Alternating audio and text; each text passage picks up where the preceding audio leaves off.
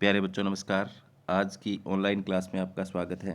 प्यारे बच्चों, आज हम कक्षा 10 विषय विज्ञान अध्याय 1 रासायनिक अभिक्रिया एवं समीकरण को पढ़ने वाले हैं। जो बच्चे चैनल पर नए हैं या जिन बच्चों ने अभी तक चैनल को सब्सक्राइब नहीं किया, सब्सक्राइब कर लें, लाइक कर दें और शेयर कर दें। तो ऐसे परिवर्तन जिसमें नए गुणों का, नए पदार्थों का निर्माण होता है उसे रासायनिक अभिक्रिया कहते हैं। तो पहले तो हमें ये पता होना चाहिए रासायनिक अभिक्रिया किसे कहते हैं। तो ऐसे परिवर्तन जिसमें नए गुणों वाले पदार्थों का निर्माण होता है उसे रासायनिक अभिक्रिया कहते हैं। ऐसे पदार्थ जो किसी रासायनिक अभिक्रिया में हिस्सा लेते हैं उसे अभिकारक कहते हैं।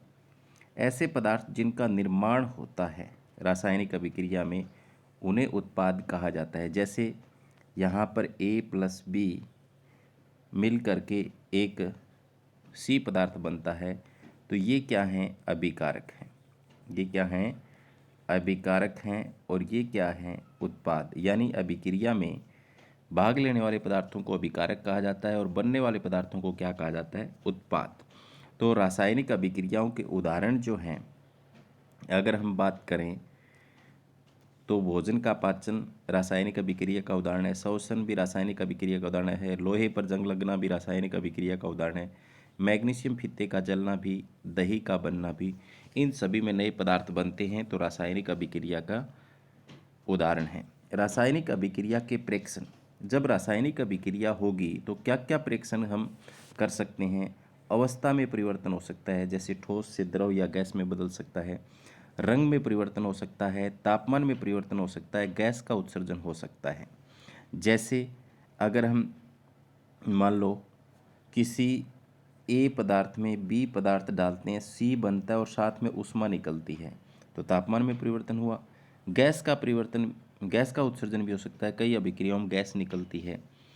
तो ये रासायनिक अभिक्रियाओं के प्रेक्षण है। यानी अवस्था में बदलाव हो सकता है, रंग में बदलाव हो सकता है, तापमान में बदलाव हो सकता है और गैस निकल सकती है। आगे रासायनिक अभिक्रिया को प्रदर्शित करना।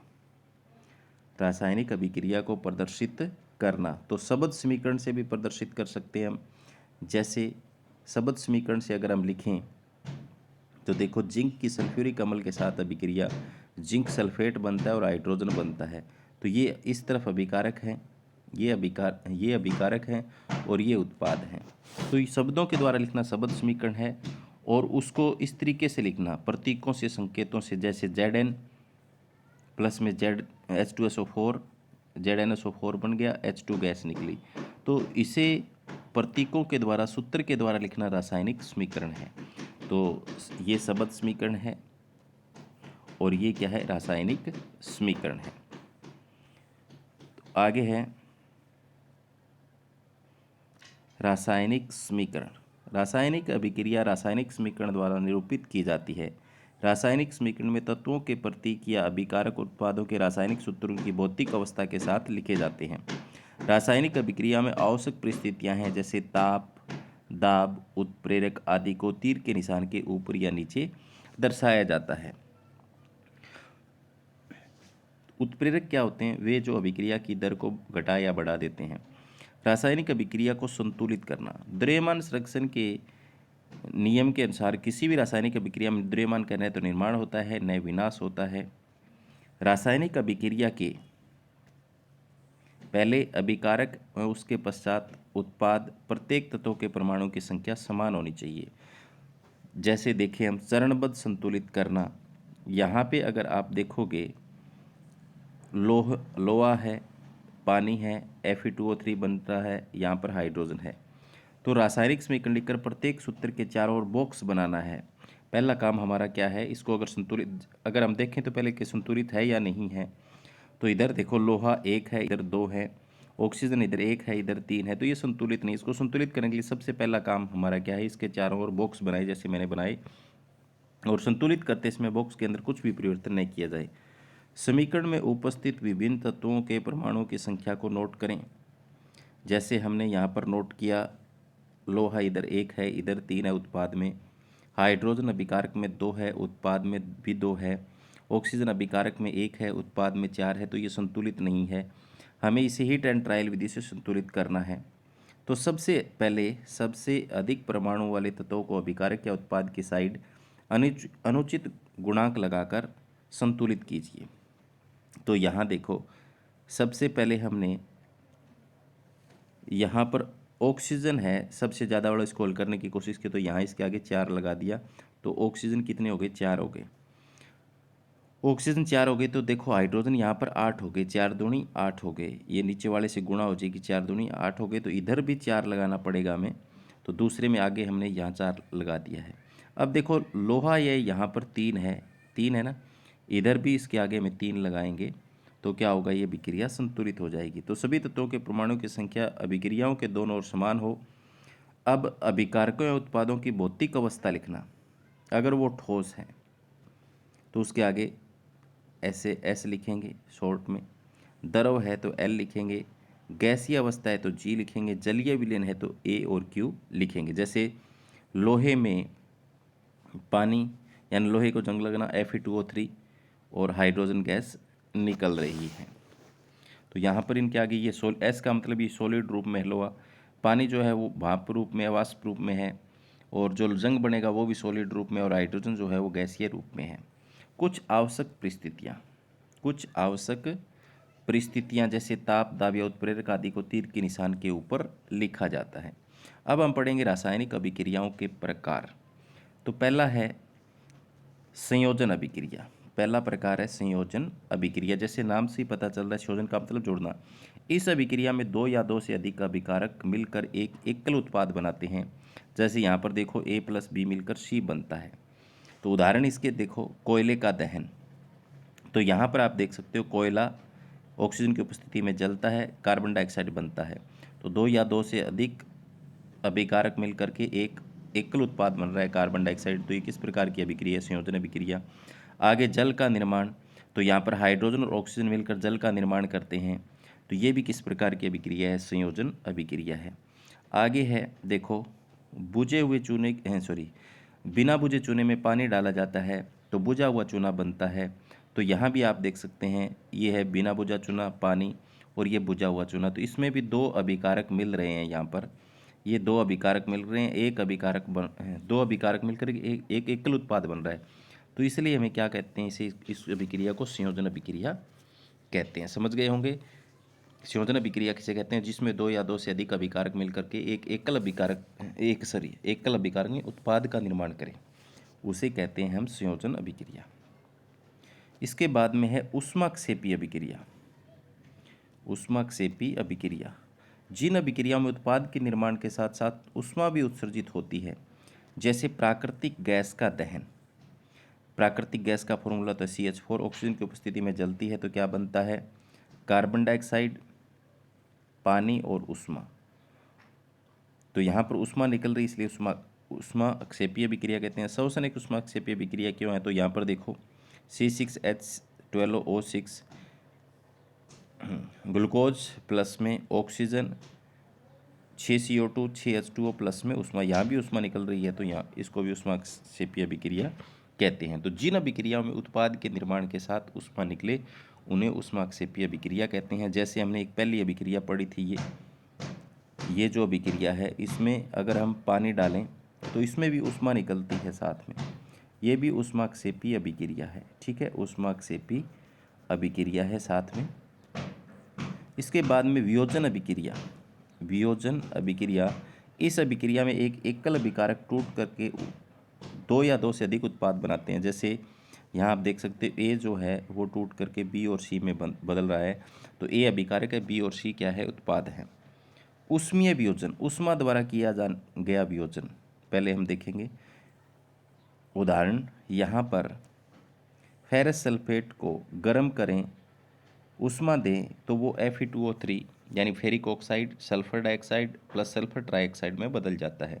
तो यह ऊष्मीय वियोजन है। फेरस सल्फेट को गर्म करने पर ferric oxide sulphur dioxide sulphur trioxide में बदलना क्या है, ऊष्मीय वियोजन है। इसी प्रकार से चूना पत्थर को अगर हम गर्म करेंगे तो बिना बुझा चूने और कार्बन डाइऑक्साइड में बदल जाएगा, ऊष्मा देनी पड़ेगी, इसलिए उसे ऊष्मीय वियोजन कहते हैं या ऊष्माशोषी अभिक्रिया कहते हैं।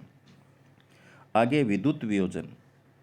विद्युत धारा प्रवाहित कर होने वाला वियोजन क्या होता है, जैसे पानी के अंदर से विद्युत धारा गुजारें तो यहाँ पर हाइड्रोजन और ऑक्सीजन में वियोजित हो जाता है पानी।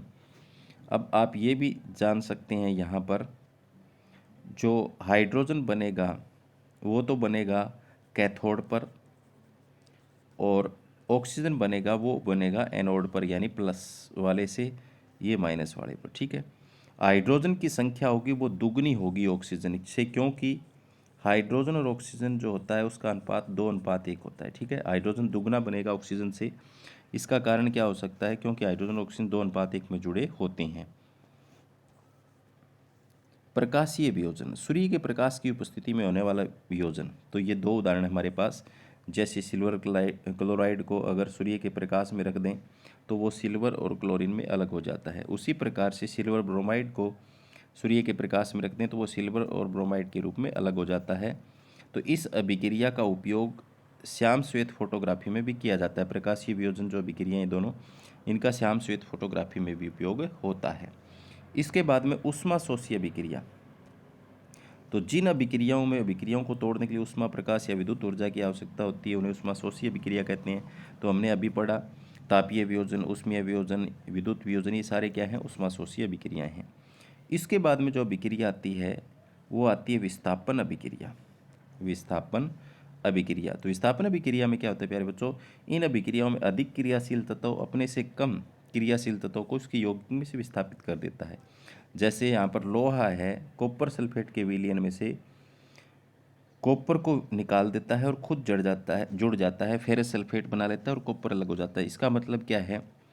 इस कॉपर से लोहा जो है वो ज़्यादा ताकतवर है, ज़्यादा क्रियाशील है, तो कॉपर को यहाँ से निकाल दिया, लोहा खुद जुड़ गया। इस प्रकार की अभिक्रिया को क्या कहते हैं? विस्थापन अभिक्रिया कहते हैं। तो इस तरीके से अगर कॉपर सल्फेट का विलयन बनाए, इसमें लोहे की कील डाल दें तो कुछ देर बाद क्या होगी? कॉपर निक्षेपित हो जाएगा। तो लोहे की कील भूरे रंग की कॉपर लोहे की कील पर भूरे रंग की परत जम जाएगी। कॉपर सल्फेट के नीले विलयन का रंग FeSO4 के निर्माण के कारण हरा हो जाएगा। जिंक प्लस में copper sulphate, ZnSO4 plus copper, zinc copper से अधिक अभिक्रियाशील है। तो ये जो अभिक्रिया अगर हमें प्रयोगशाला में करके देखनी हो तो हम जिंक और कॉपर दोनों से कर सकते हैं।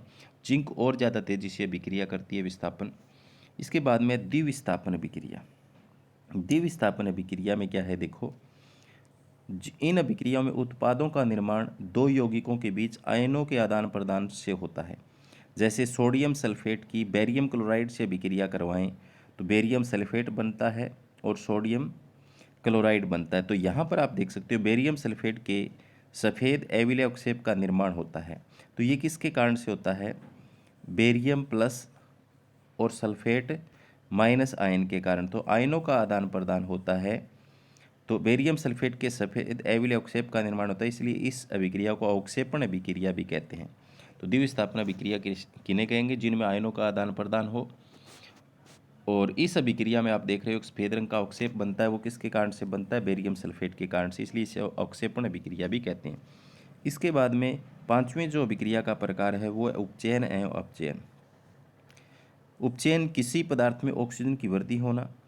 जब किसी पदार्थ में ऑक्सीजन का ह्रास होता है, उपचयन अभिक्रिया किसे कहते हैं? जिस अभिक्रिया में ऑक्सीजन की वृद्धि होती है किसी पदार्थ में और हाइड्रोजन का ह्रास होता है, यानी कमी होती है। जैसे कोयले का दहन, कार्बन ऑक्सीजन की उपस्थिति में जलता है, कार्बन डाइऑक्साइड बनता है, तो ऑक्सीजन जुड़ी, उपचयन है।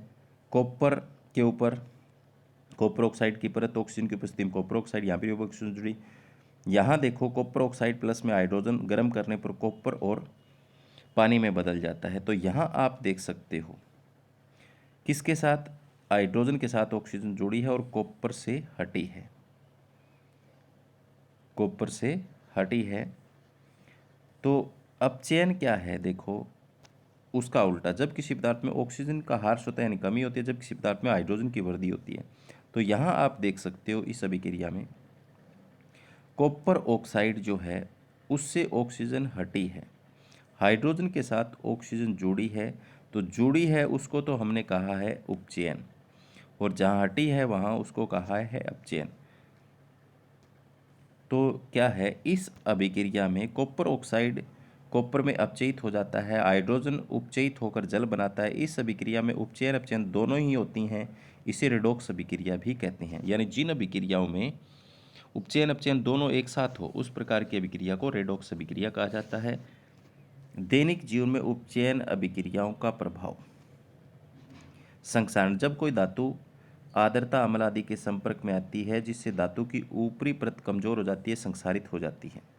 लोहे की वस्तुओं पर जंग लगना, चांदी के ऊपर काली परत व तांबे के ऊपर हरी परत चढ़ना संक्षारण के उदाहरण हैं। ये उपचयन के कारण होता है।